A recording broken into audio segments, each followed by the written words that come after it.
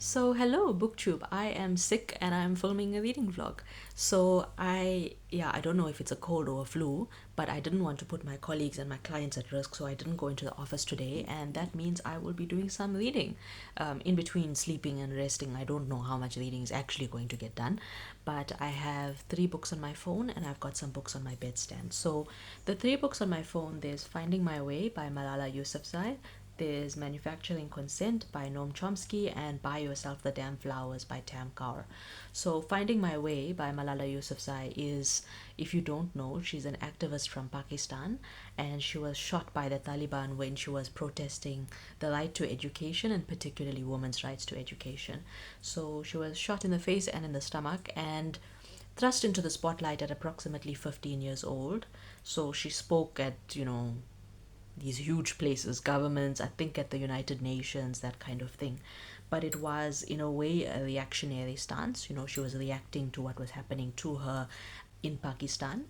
And this book is her finding her way. So she's in Oxford and she's trying to decide and define for herself, what does she want her career trajectory to look like? What does she stand for? Of course, for the right to education and things like that, but again, it's finding her way. It's defining who she is outside of being a reactionary force. So I'm really enjoying it so far.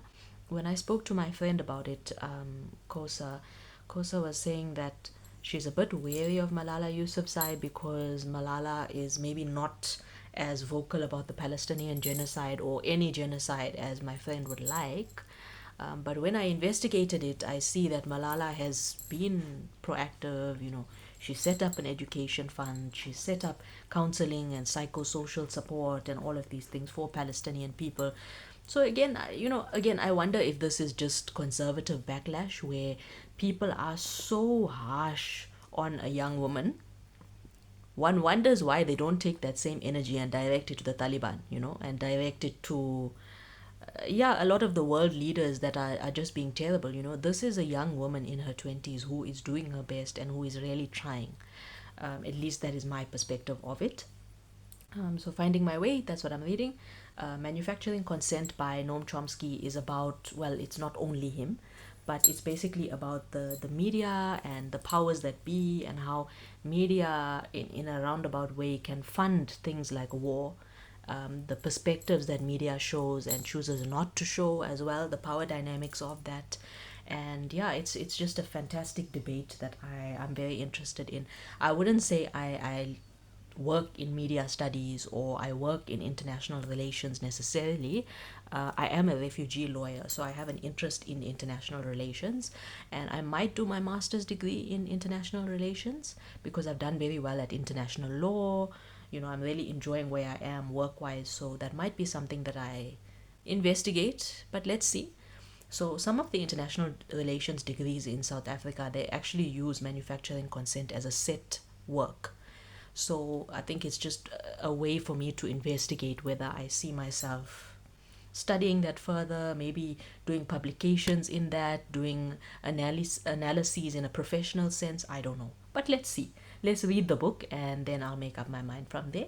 And then the last ebook that I was talking about that's on my phone is Buy Yourself the Damn Flowers by Tam Kaur, and she's been on YouTube for a very long time.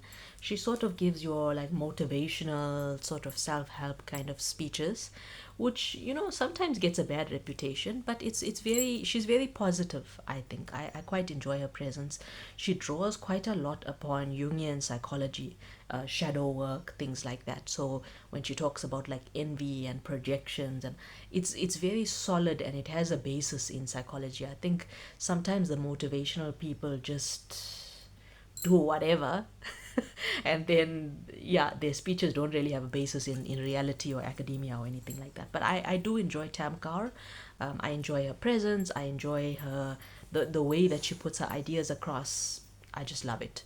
So that's why I'm reading the three things that I'm reading. That's what's on my phone as ebooks, and then I'll just show you my bedstand now. Okay, so this is just unfiltered what the bedstand looks like, and I'm just going to take out the books for you. Okay, so here's the three books. Ta-da! Let Them Eat Cake by Justice Malala. So I've also done a haul where I've spoken very briefly about this, but he's a food critic and a politics writer at the same time. So he reviews the restaurants and talks about, again, current events and current affairs. So I love food. I love politics. It's the perfect combination for me. So I've actually never heard of this writer, Justice Malala, because he used to write on Financial Mail, it says. And the column was obviously called Food for Thought. And again, rather than buying all the 100 newspapers and getting compilations, I think this is a fantastic book. And I've tabbed some things that I found really funny and interesting already, and I will do a review of this book once I'm done. But it's fantastic. It's laugh out loud. I've been gasping out loud as well, and my fiance is just watching me enjoy this.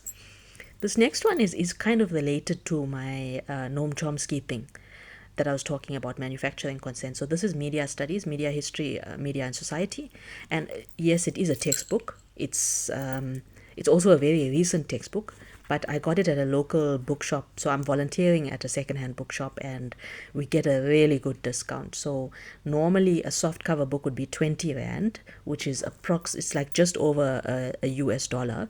But because I'm a volunteer, I get this for 1 rand, which is like ridiculously cheap. That's 1/17th of a dollar. So very, very cheap. And yeah, I'm just gonna read this. It speaks critically about, and I've tabbed some things already, about the SABC. So the UK has the BBC, but the BBC is subject to a lot of commissions of inquiry. There's a lot of auditing, whereas the SABC in South Africa is just thought of as being a government mouthpiece. So essentially nobody respects the SABC. It's just very much the butt of a national joke. But this book analyzes how that came to be and the history of radio broadcasting in South Africa, and a lot of these things that obviously I don't know, because I'm from a generation where, in South Africa, you call them born frees. So anybody who was born after democracy, after 1994, that was a common terminology. Oh, the born free generation, this and that, and this is what the born free generation is going to expect and whatever. But anyway, a lot of the things like radio, and I've never really known much about that history, so that's why I'm reading this, and I'm quite enjoying it as well. Yes, I read a lot of books at once, in case you haven't picked up by the fact that I've got my fingers in a lot of different books. This one is called Pure Heart, Enlightened Mind, The Zen Journal and Letters of an Irish Woman in Japan, and it's by Maura, Soshin, O'Halloran. I just love Buddhism. I love Buddhist philosophy, but I'm interested in how people practice it within their lives, because again, Buddhist philosophy is very personal. Some people will obviously choose monastic life and become nuns or monks, and other people are what in Buddhism you call lay practitioners. So just people with a regular job, just practicing Buddhism. So it's not that everybody must become a nun, and that's the only way to practice. Just like any other spiritual or religious tradition, there's a lot of ways to do that. So I just picked this up because I thought it would be fantastic to just hear a woman's perspective on practicing the Buddhist path. So anyway, those are the books that I have going. I am going to just eat something for breakfast and maybe snooze and sleep and recover and all of that, and I will reconvene with you about my reading. So bye bye for now.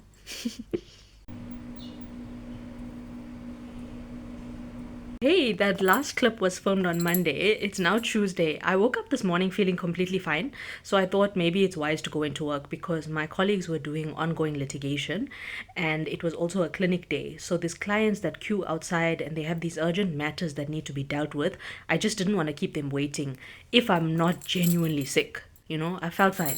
So it worked out okay. Saw all of the clients. It was lunch break. Quickly ate something. Jumped into meetings.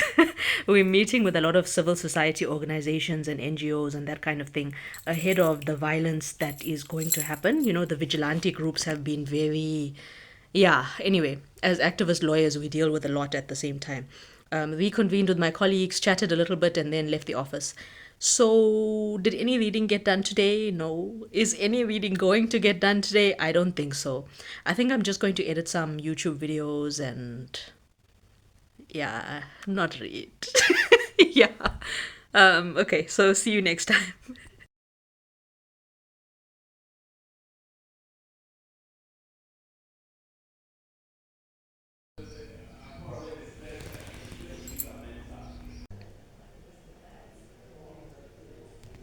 So, hey, the last time that I filmed was Tuesday. It's now Thursday. So, Wednesday was my birthday.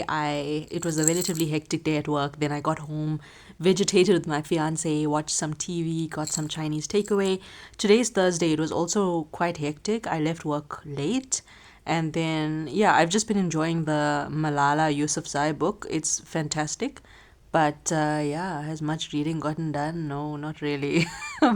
Yeah, I might read a little bit more this evening. I don't know, but my eyes and my brain are tired. So maybe I'll do some coloring or something instead, some art or yeah. So, hey, you're seeing me on Saturday now, not on Friday, because I completely forgot to film. And it's been a quite a busy week just ahead of elections and being an activist and a leftist lawyer. I'm working with refugee communities themselves, I'm working with clients, doing legal drafting, working with fundraisers, dealing with public figures. There's a lot that goes into activist law. I love it, it's definitely my path, but it does keep me quite busy and it keeps me from my reading at times. You'll also see I'm in my it's the leash I can do. It's my SPCA dog walking shirt. So I do a lot of volunteering outside of work as well. You walk the dogs and you can socialize the cats as well, which is lovely because I love cats.